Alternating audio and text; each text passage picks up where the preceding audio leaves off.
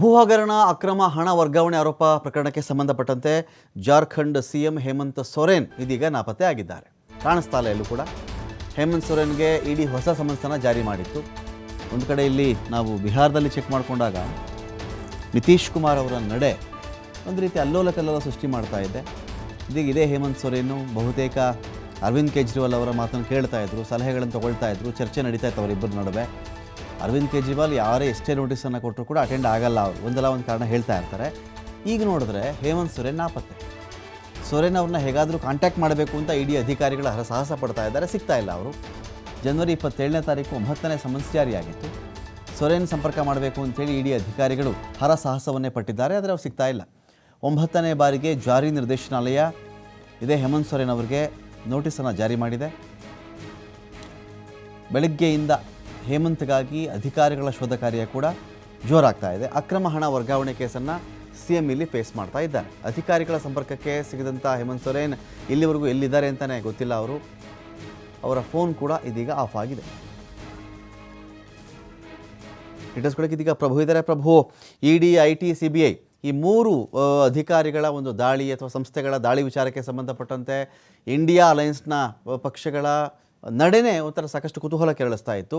ಈಗ ಇಲ್ಲಿ ಹೇಮಂತ್ ಸೊರೇನ್ ಅಂತ ಬಂದಾಗ ಇವ್ರಿಗೆ ಒಂದಷ್ಟು ನೋಟಿಸನ್ನು ಜಾರಿಯಾಗಿತ್ತು, ಸಮನ್ಸ್ ಜಾರಿಯಾಗಿತ್ತು. ಎಲ್ಲಿದ್ದಾರೆ, ಏನು ಕಥೆ ಅಂತ ಗೊತ್ತಾಗಿದೆಯಾ? ಎಷ್ಟು ದಿನಗಳಿಂದ ನಡೀತಾ ಇದೆ ಇದು ಅಂತ? ರಮಕಾಂತ್, ಇದು 2022 ಕೂಡ ನಡೀತಾ ಇದೆ. ಯಾಕಂತ ಹೇಳಿದ್ರೆ ಒಂದು ಭೂ ಹಗರಣಕ್ಕೆ ಸಂಬಂಧಪಟ್ಟಂತೆ ಅವರು 100 ಕೋಟಿ ಹಗರಣದಲ್ಲಿ ಭಾಗಿಯಾಗಿದ್ದಾರೆ ಅನ್ನುವಂಥ ಆರೋಪದ ಮೇಲೆ ನಿರಂತರವಾಗಿ 2022ರಿಂದ ಇಲ್ಲಿವರೆಗೂ ಕೂಡ ಅವರಿಗೆ ಇಡಿ ವಿಚಾರಣೆಗೆ ಹಾಜರಾಗಬೇಕು ಅಂತೇಳಿ ನೋಟಿಸ್ ಮೇಲೆ ನೋಟಿಸ್ ಕೊಡ್ತಾನೆ ಬರ್ತಾ ಇದ್ದಾರೆ. ಜನವರಿ 20ಕ್ಕೆ ಅವರ ಮನೆಗೆ, ಅಂದರೆ ರಾಂಚಿಲಿರುವಂಥ ಅವರ ಸರ್ಕಾರಿ ನಿವಾಸಕ್ಕೆ ಹೋಗಿ ಅವರನ್ನ ಸುದೀರ್ಘವಾಗಿ 7 ಗಂಟೆಗಳ ಕಾಲ ವಿಚಾರಣೆ ನಡೆಸಿದ್ರು. ಆ ಸಂದರ್ಭದಲ್ಲಿ ಅವರು ತನಿಖೆಗೆ ಸಹಕಾರವನ್ನು ಕೊಟ್ಟಿದ್ರು. ಆದರೆ ಜನವರಿ 27ಕ್ಕೆ 9ನೇ ನೋಟಿಸನ್ನು ಕೊಡ್ತಾರೆ. ಅಂದರೆ ಪ್ರತಿ ಬಾರಿ ಕೂಡ ಅವರು ಸಮನ್ಸನ್ನು ನಿರಾಕರಿಸ್ತಾ ಬರ್ತಾ ಇದ್ರು, ಇಡಿ ವಿಚಾರಣೆಗೆ ಹಾಜರಾಗ್ತಾ ಇರಲಿಲ್ಲ. ಬಟ್ ಈಗ ಅವರು ಅಬ್ಸ್ಕ್ಯಾಂಡ್ ಆಗಿದ್ದಾರೆ ಅನ್ನೋದನ್ನು ಸ್ವತಃ ಇಡಿ ಅಧಿಕಾರಿಗಳೇ ದೃಢಪಡಿಸಿದ್ದಾರೆ.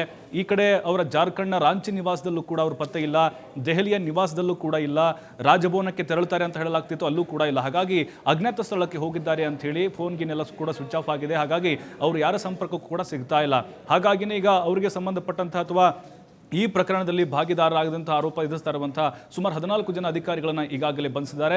ಬಟ್ ಹೇಮಂತ್ ಸೊರೇನ್ ಅವರಿಗೆ ಇದು ತಮ್ಮ ಮುಖ್ಯಮಂತ್ರಿ ಸ್ಥಾನಕ್ಕೆ ಕುತ್ತನ್ನು ತರಬಹುದು ಅಂತ ಹೇಳಲಾಗ್ತಾ ಇದೆ. ಹೇಮಂತ್ ಸೊರೇನ್ ಈಗಾಗಲೇ ಹೇಳಿದ್ದಾರೆ, ಕೇಂದ್ರ ಸರ್ಕಾರ, ಐಟಿ, ಇಡಿ, ಸಿಬಿಐ ಕೇಂದ್ರದ ಸಂಸ್ಥೆಗಳನ್ನು ಬಳಸಿಕೊಂಡು ವಿರೋಧ ಪಕ್ಷಗಳನ್ನು ಹಣಿಯುವಂಥ ಕೆಲಸವನ್ನು ಮಾಡ್ತಿದೆ, ಅದನ್ನೇ ಜಾರ್ಖಂಡ್ನಲ್ಲಿ ಮಾಡ್ತಿದೆ ಅನ್ನುವಂಥ ಆರೋಪವನ್ನು ಅವರು ಮಾಡ್ತಾ ಬರ್ತಿದ್ರು ಕೂಡ. ಬಟ್ 9 ಬಾರಿ ಸಮನ್ಸನ್ನು ಕೊಟ್ಟರು ಕೂಡ ಹೇಮಂತ್ ಸೊರೇನ್ ಅವರು ಯಾಕೆ ವಿಚಾರಣೆಗೆ ಹಾಜರಾಗಲಿಲ್ಲ ಅನ್ನುವಂಥದ್ದು ಕೂಡ ಪ್ರಶ್ನೆ ಎದುರಾಗ್ತಿದೆ. ಅವರೇನಾದರೂ ಈ ಆರೋಪದಲ್ಲಿ ಪಾಲುದಾರರಾಗಿದ್ದಾರಾ, ಈ ರೀತಿಯಾದಂಥ ಪ್ರಶ್ನೆಗಳು ಹುಟ್ಟು ಹಾಕ್ತಾ ಇದ್ದಾವೆ.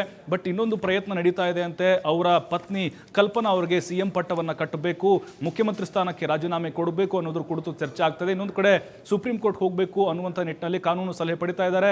ಕಪಿಲ್ ಸಿಬಲ್ ಅವರು ಕೂಡ ಈಗಾಗಲೇ ಭೇಟಿ ಮಾಡಿ ಕಾನೂನಾತ್ಮಕವಾದಂತಹ ಕೆಲವೊಂದಿಷ್ಟು ಸಲಹೆಗಳನ್ನು, ಸೂಚನೆಗಳನ್ನು ತೆಗೆದುಕೊಂಡಿದ್ದಾರೆ.